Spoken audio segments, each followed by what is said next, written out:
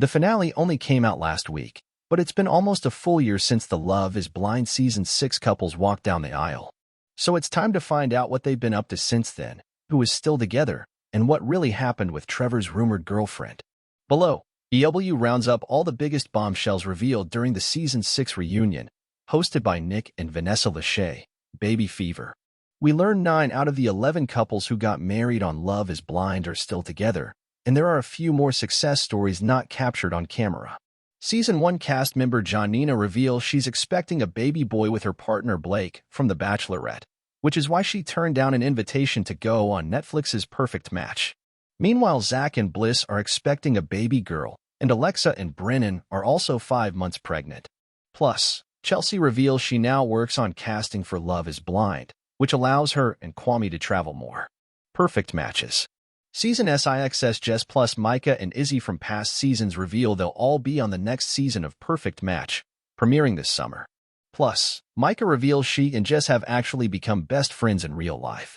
Say cheese.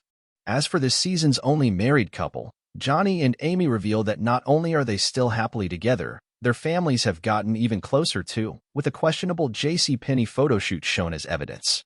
They also reveal they still haven't had a fight, because they just talk through everything together. This season's only unproblematic success story.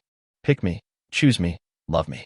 Yes, the internet theories are true. Jeremy and Sarah did get together immediately after that jet ski ride, and they're still together today. They actually live together now.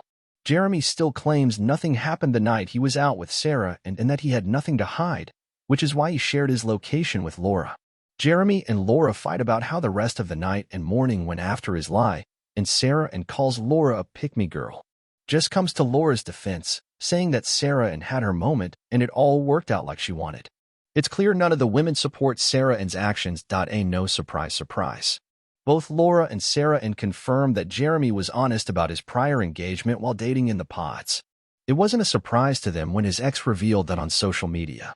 Null and void. We see footage from the lake party where Sarah apologized to Laura for sending the DM to Jeremy, and Laura tried to warn Sarah that Jeremy doesn't mean what he says because he constantly threw Sarah under the bus to Laura all the time. But AD thinks Sarah's apology to Laura is null and void because Sarah still pursued Jeremy and is with him now. Sarah confirms she's not friends with any of the women, and Chelsea exposes her for still friending all the men. Chelsea also reveals that Sarah and Jeremy were broken up every time she saw them in the real world, and Jeremy confirms they had their ups and downs, but moved in together after those fights. Sarah says Jeremy shares his location with her willingly. Not too late to apologize. Both Sarah and Jeremy apologize publicly to Laura, and she says that's what she was waiting a whole year to hear. A secret someone. Laura is dating someone right now, but doesn't share details about who it is. Mullets are out. Finally, it's time to get the truth about Trevor. He was waiting backstage for the first half hour, and when he's finally brought out, his texts that he sent to his girlfriend before and after the pods are shown on screen and read aloud by Nick, proving that he did have a girlfriend and was pretending the whole time he was on the show.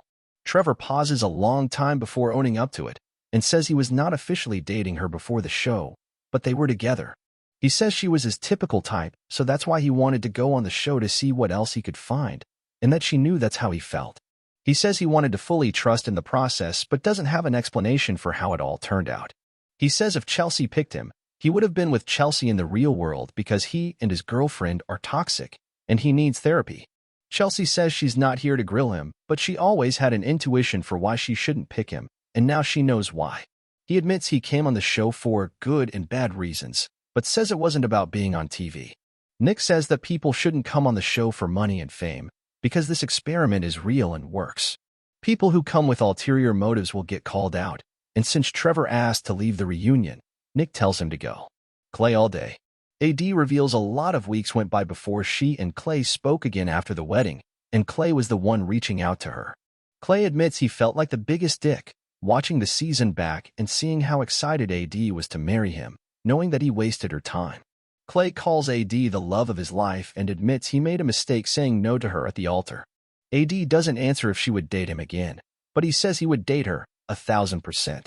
But AD tells him that he had his chance, and she thinks he knew he didn't want to get married from the start. He says he's been in therapy since filming ended and he thinks he's ready for marriage now in the way he wasn't during the finale. He also says that watching Brett on Season 4 made him realize he wasn't ready to be a good husband to AD. New pals. In a shocking turn of events, Jess and Chelsea call each other best friend now. Jess' daughter Autumn even calls Chelsea and Chelsea. Jess also reveals she let Autumn watch the show, and it was the first time she had seen her mom cry. Big regrets. Jimmy says his friend is pissed that their past relationship came out on TV when Chelsea aired out his secret on camera. Chelsea apologized to Jimmy in the past, and she does it again during the reunion. They both regret that entire fight, but Jimmy says it really is the reason why they broke up, and he should have ended things immediately after that rather than continue to try dating. Timestamps. Jimmy says he followed everyone on social media when he got his phone back, but then he withdrew the request he sent to Jess because he felt weird about it. Jess says she thought Jimmy was her friend after the lake party, but an interview he did recently infuriated her because it felt like he was lying and throwing her under the bus about how she stormed out early from their final date. She says she walked out after an hour and a half, but he said it was 10 minutes. Jess asks for receipts and producers reveal that an hour and 23 minutes into the final date, they both agreed to take a break, and then they came back. Then, 50 minutes later, she suggests they end the date because it feels forced, and she wants him to make the right decision for him, and he thanks her for it. She leaves after 2 hours and 13 minutes, but only because they both agreed to end the date there. She was right. Just friends. Kenneth says he had a lot of work to catch up on after the pods, and that's why he was on his phone so much. As of today, Brittany and Kenneth talk every day and are still extremely close as friends, but they are not in a relationship together.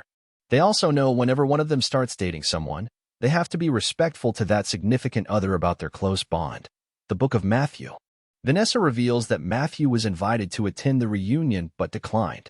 Footage is then shown of Matthew saying the same things to Amber and AD is shocked and validated.